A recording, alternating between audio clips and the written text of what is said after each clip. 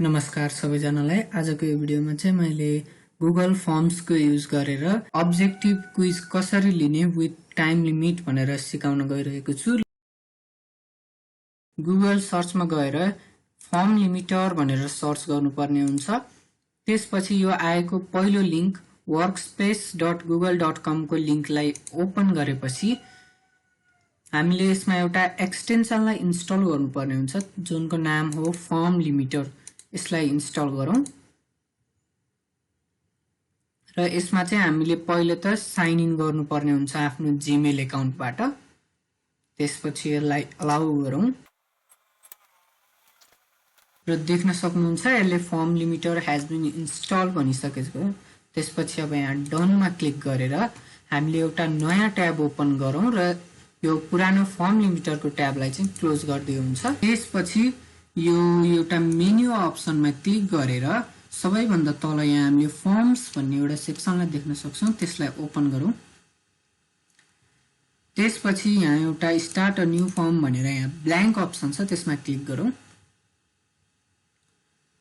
र त्यसपछाडी हामीले यहाँ यसलाई नो थ्यांक्स गर्दियौं। सर्वप्रथम त सेटिंग्समा गएर हामीले यसलाई क्विजेज सेक्सनमा गएर मेक दिस अ क्विज बनाऊ र त्यसपछि यो रिलिज ग्रेड भन्नेमा हजुरले आफुलाई जुन मन लाग्छ त्यही अप्सनलाई सिलेक्ट गर्नुहुन्छ।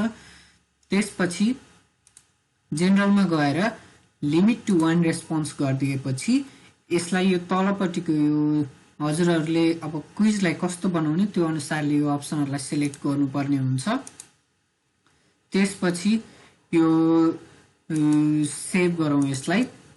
अब यहाँ चाहिँ हामीले पहिले त यो फर्मको नाम दिउँ, एक्जाम्पल भनेर म यहाँ फर्मको नाम राख्छु। त्यसपछि क्वेशन चाहिँ मैले यहाँ सानो क्वेशन सेट बनाएको छु।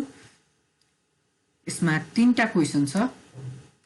यो फर्स्ट क्वेशनलाई कपी गरेर यहाँ पेस्ट गर्दिउँ। यहाँ अप्सन राख्ने ठाउँमा चाहिँ अप्सनलाई कपी पेस्ट गर्दिउँ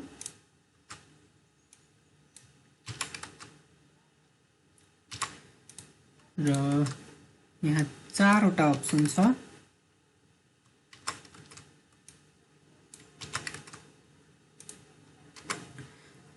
अब यो अप्सनहरु एड भइसकेपछि हामीले चाहिँ यहाँ एन्सर कीमा क्लिक गरेपछि यसको एन्सर के हो त्यो एन्सरलाई चाहिँ हामीले सिलेक्ट गर्नुपर्ने हुन्छ। यहाँ हेर्न सक्नुहुन्छ एन्सर चाहिँ सी नम्बरको हेपाटाइटिस सी रहेको छ।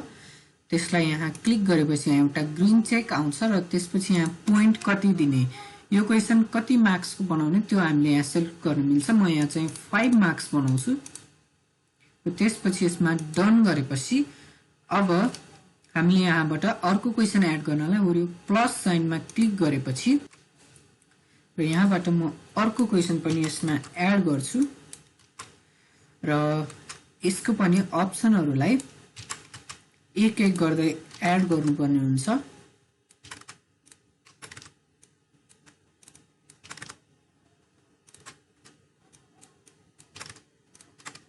र यहाँ हेर्न सक्नुहुन्छ हजुरहरूले यसको एन्सर चाहिँ ए नम्बरको वाटर/पावर रेशियो रहेको छ। त्यसको लागि चाहिँ हामीले यहाँ एन्सर कीमा गएर यो ए लाई सिलेक्ट गर्छौं अघिको जसरी नै र यसमा पोइन्ट पनि बढाएर म यसमा 5 पोइन्ट्स गर्दिने छु र यसपछि डनमा क्लिक गरौँ है। अब हामीले यसपछि यसमा अब यति 2टा क्वेशन भयो। अब हजुरले यहाँ जति मन लाग्छ त्यति क्वेशनहरु हजुरले एड गर्न सक्नुहुनेछ। त्यसपछि यहाँ अब हामीले मेन कुरा चाहिँ अब टाइम लिमिट सेट गर्नुपर्ने हुन्छ क्विजको लागि चाहिँ, क्विज या एमसीक्यू टेस्टको लागि। त्यसको लागि हामीले यहाँ एउटा एड अन्स भन्ने एउटा त्यो फर्म लिमिटर एड गरेपछि यहाँ एक्सटेन्सनको लागि यो एड अन्सको सेक्सन थपिएको हो। यसमा क्लिक गरेर यहाँ फर्म लिमिटरमा हामीले क्लिक गर्नुपर्ने हुन्छ। त्यसपछि यहाँ सेट लिमिटमा क्लिक गरेपछि यहाँ एउटा सानो डायलग बक्स ओपन हुन्छ। यसमा चाहिँ हामीले लिमिट टाइपलाई चाहिँ सिलेक्ट गरेर डेट एन्ड टाइमलाई सिलेक्ट गर्नुपर्ने हुन्छ। हेर्न सक्नुहुन्छ अगस्त 17 र 10 AM को हामीले यहाँ टाइम सेट गर्यौं र सेभ एन्ड इनेबल गरेपछि हामीले यो डायलग बक्सलाई क्लोज गरिदिन मिल्ने छ।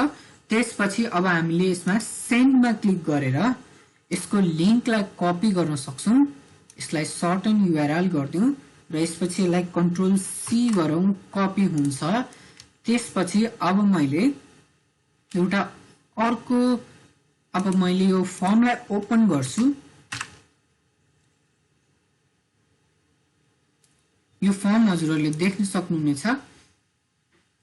अब हजुरहरूले चाहिँ यहाँ चाहिँ द टाइप अफ हेपाटाइटिस, यसमा चाहिँ अब हामीले चाहिँ यसमा एन्सर दिनुपर्ने हुन्छ। यसको फर्स्टको एन्सर चाहिँ C रहेको छ र सेकेन्डको चाहिँ A रहेको छ। यसमा चाहिँ अब सबमिट गरौँ। अब हामीले चाहिँ यहाँ अब स्कोर पनि हेर्न मिल्छ, तर अब मैले यही फर्मलाई आफ्टर 10 AM मैले सबमिट गर्न खोजे भने यो सबमिट चाहिँ हुँदैन है। यो चाहिँ यो फर्म लिमिटर भन्ने एक्सटेन्सनले चाहिँ एउटा लिमिट सेट गरिदिएको छ। यो 10 AM भन्दा पछाडि चाहिँ यो सेन्ड गर्न मिल्दैन भनेर।